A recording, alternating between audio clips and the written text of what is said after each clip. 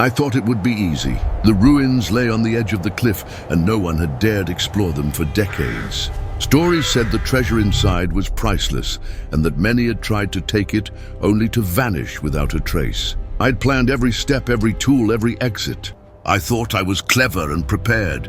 The sun was dipping low when I arrived, and the ruins rose before me like ancient bones. Stones carved with symbols I could not understand glimmered faintly in the dying light. I stepped carefully across the threshold and felt the weight of centuries pressing down. The air smelled of earth and dust and something sweeter I could not name. My heart beat fast with excitement and fear.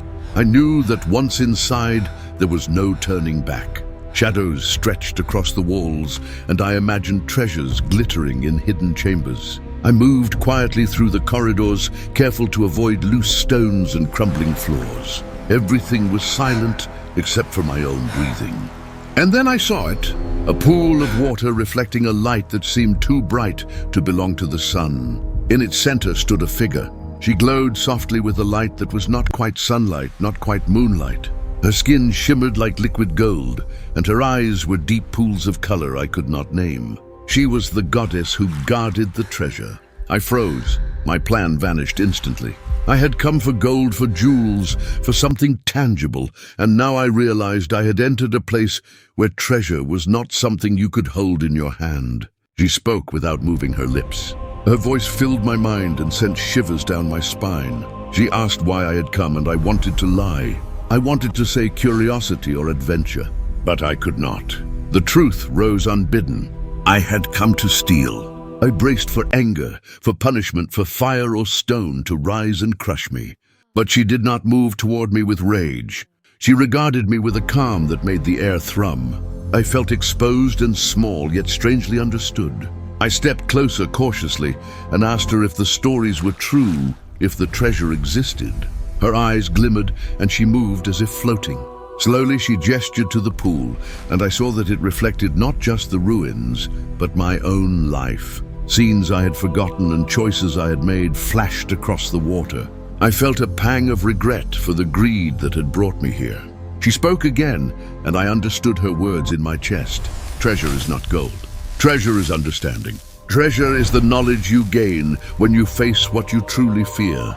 I shook my head, unsure if I could accept that. I had come for wealth, for something I could touch. But the light around her was gentle and unrelenting. She moved closer, and I saw that the air itself seemed to bend around her. Every breath I took felt heavy with possibility. She extended a hand toward me, and I realized I could not resist. Her touch was warm and electric, and I felt a vision flood my mind. I saw the ruins as they had been centuries ago, filled with life and laughter and devotion. I saw the guardians who had protected them, and the goddess who had waited for someone who could see beyond desire. My own face reflected in the pool, twisted with fear and hope. I realized that I had come seeking wealth and had found something far more dangerous, far more precious. I began to understand her power was not in stopping intruders, but in revealing truths. I felt tears prickle my eyes. I had been greedy, yet here I was learning humility. The pool rippled, and the images shifted, showing me the consequences of choice. I saw people who had tried to take treasure without understanding and vanished from history. I felt a chill and realized I could have been one of them. She smiled faintly, and I understood that she did not condemn me. She was testing me. I took a step closer and whispered that I understood and would not take what was not mine. Her light flared gently, and I felt a warmth spread through the ruins. The treasure I had sought seemed insignificant now. The goddess regarded me silently and then motioned for me to look deeper into the pool. I leaned forward and saw visions of paths I could take, of knowledge I could gain, and responsibilities I could accept. I realized I had entered a place where choices mattered more than gold, where wisdom and courage were more precious than jewels. I felt a surge of clarity and gratitude. I had come to steal, and now I was learning to understand. The goddess spoke again, and I felt a connection I could not name. She was ancient and patient, and her presence was overwhelming yet comforting. I could see that the treasure she guarded was not locked in stone, but alive in her vigilance. I spent what felt like hours kneeling beside the pool, learning from her, watching her move, and listening to the rhythm of the ruins. I felt the stories I had heard as a child coming alive in a way I had never imagined. My life had changed in that instant. When I finally stepped back, I felt I had been altered in every way. The ruins were silent again, except for the faint ripple of the pool. She regarded me once more and nodded slightly. I realized then that the goddess did not allow entry to steal, she allowed it to teach. I left the chamber humbled, wiser, and aware that the greatest treasures are those you cannot hold. Outside the ruins, the sun had set and the sky was alight with stars. I walked slowly, reflecting on the events and the feeling of light that had remained in my chest. Every shadow in the ruins felt alive, and every stone seemed aware. I realized that the goddess would always be with me in a way I could not see, but could feel. I thought about returning, and I knew the lesson would remain. I had sought to steal and found something far greater. For days, the goddess was all I could think about. The ruins felt different, as if they remembered me, as if they were alive.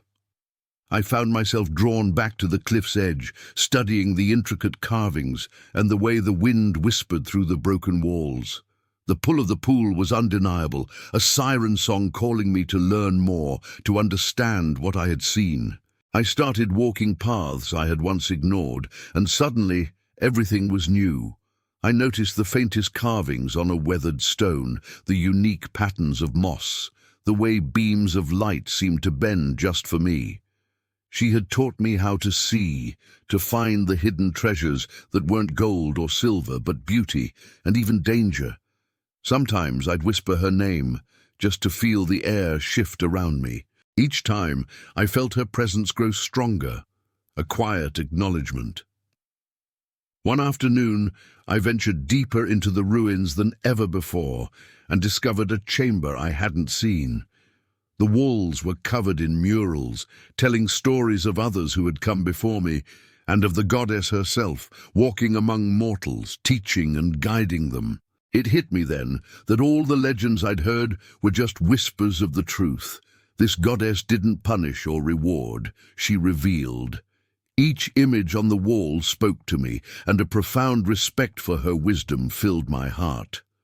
I lingered there for hours, tracing the patterns with my fingers, feeling the living energy within the stone. It was as if the ruins themselves were breathing. I finally understood. The real treasure had always been knowledge. To take it without understanding was the ultimate failure. Yet despite this revelation, a deep urge to return to the pool, to seek her guidance again, grew within me. That evening, as the sky bled into violet and gold, I followed the familiar corridors back to the pool. And there she was, glowing softly, as if she'd been waiting. I knelt beside the water, feeling the warmth of her presence and the steady pulse of the ruins around me. She didn't speak, but visions flooded my mind. Paths I could take, lessons I could carry beyond these ancient walls. I felt a strange mix of courage and humility, a feeling so powerful it made me tremble. I knew then that I hadn't been chosen to steal, but to learn. I was to become a storyteller, to carry the memory of this place forward. In the days and nights that followed, I became a student of the ruins. I returned again and again, walking with purpose, exploring, learning, and simply observing. With each visit, she revealed more secrets, more layers of understanding. I felt like I was becoming part of something timeless, a story written in stone and light. Once I let go of the desire for gold and jewels, I felt the true weight of what I was given. The goddess had entrusted me with awareness, a flame of knowledge that I now carried carefully in my chest. One evening, my heart leaped as I saw shadows moving at the entrance. Thieves or perhaps treasure hunters, just like I had been.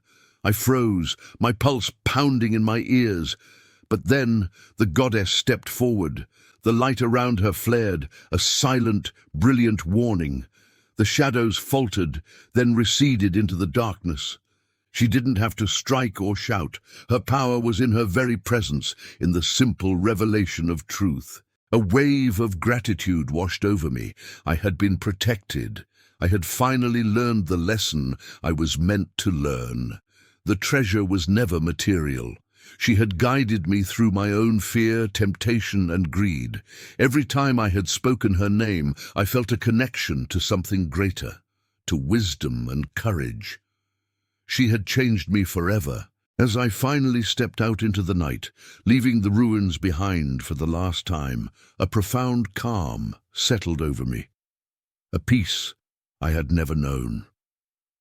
The goddess who guards the treasure would always be with me, a silent guide, a teacher watching from afar. I came seeking gold, but I left with something far more valuable, a lesson, a connection, and a story to carry for all my days. And I knew that whenever I whispered her name, I would remember the warmth of the pool, the shimmer of her form, and the moment she revealed the greatest treasure I could ever hope to hold. The ruins had been transformed, and so had I. Life would never feel ordinary again. Thank you so much for joining me on this journey. If you enjoyed this story, please consider hitting that like button and subscribing to the channel for more adventures into the unknown. I'd love to hear your thoughts in the comments below. Until next time, stay curious.